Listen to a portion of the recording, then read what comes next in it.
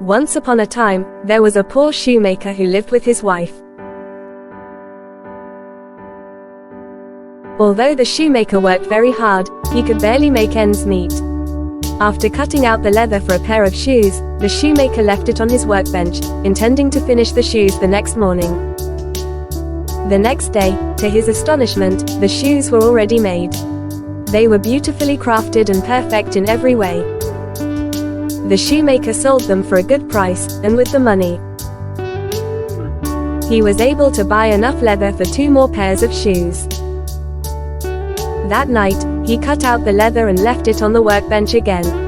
The next morning, once again, he found 2 pairs of perfectly crafted shoes.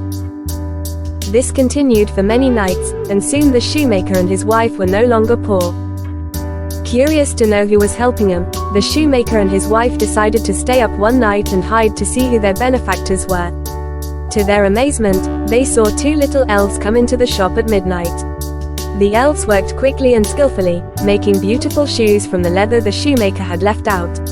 When they finished, they quietly slipped away into the night. The shoemaker and his wife wanted to thank the elves for their help.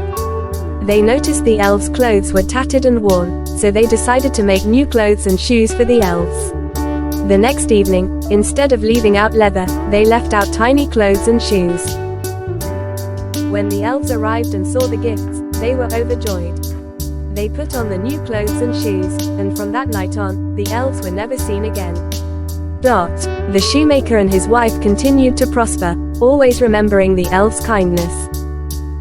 Moral: acts of kindness and gratitude can make a big difference in others' lives.